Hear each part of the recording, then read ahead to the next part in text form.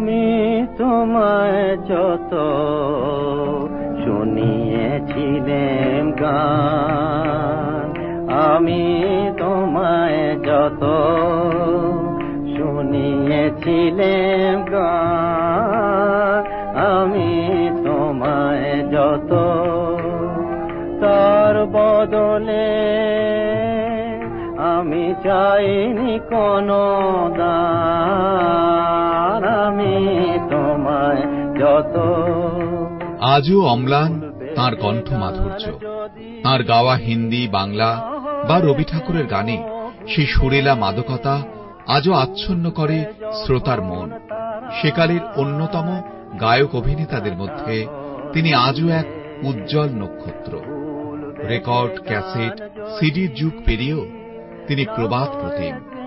কুন্দনলাল সাইগাল ভারতীয় চলচ্চিত্রে প্রথম সুপারস্টার, গায়ক, নায়ক। একটুকু ছোঁয়া লাগে, একটুকু কথা শুনি, একটুকু ছোঁয়া লাগে, একটুকু কথা শুনি, তাই দিয়ে মনে মনে রতি মোহ ফাগুনি। একটুকু ছোঁয়া লাগে, একটুকু কথা শুনি, কিছু পলাশের নেশা, কিছু বাঁচা পায়ে মেশা, কিছু পলাশের নেশা, কিছু বাঁচা পায়ে মেশা। মায়ের হাত ধরেই গানের জগতে প্রবেশ।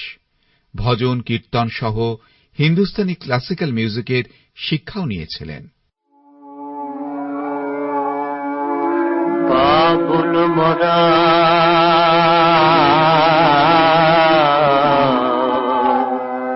নৈহরা ছোট বাবুল মোরা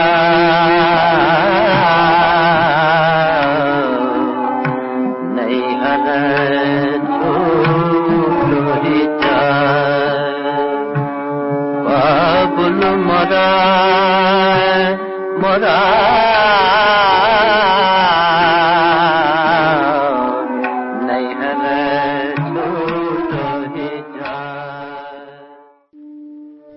মিউজিক ডিরেক্টর হরিশচন্দ্র বালি সাইগালকে কলকাতায় নিয়ে আসেন, রায়চাঁদ বড়ালের সঙ্গে পরিচয় করিয়ে দেন। এরপর বিএন সরকারের নিউ থিয়েটার্সে যোগ দেন। তার প্রথম ছবি মোহব্বত কে আসু, এরপর সুবহ কা সিতারা, জিন্দা লাশ সবই মুক্তি পায় 1932-এ। তাঁকে সবচেয়ে বেশি খ্যাতি দিয়েছিল প্রমথেশ বড়ুয়া পরিচালিত দেবদাস।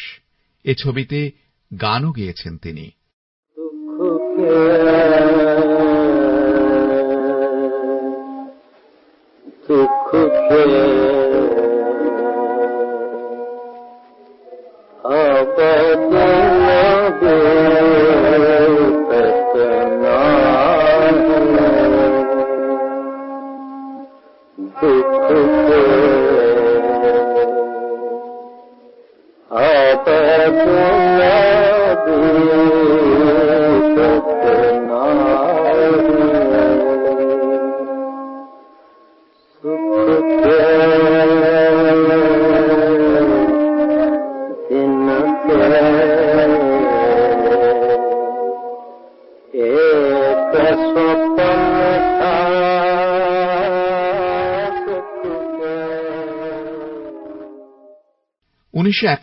ডিসেম্বরে কুন্দনলাল মুম্বাই পাড়ি দেন।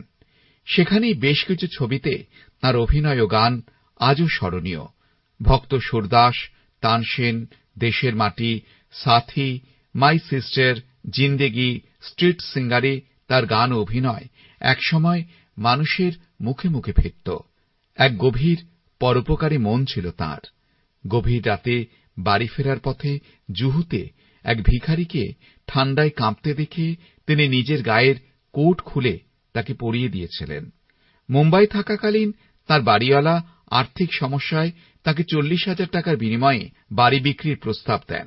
সাইগাল তাঁর সেই দুঃসময়ে কম দাম না দিয়ে বরং বাজার দরেই 45,000 টাকা দর দিয়ে বাড়িটি কিনে নেন।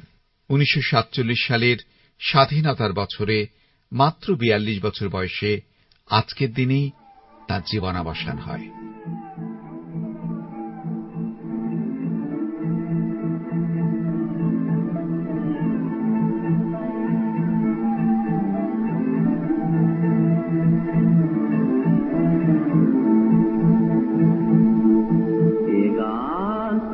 শেষ করে দাও নূতন সুরে পারবি না খালি, নূতন সুরে পারবি না খালি।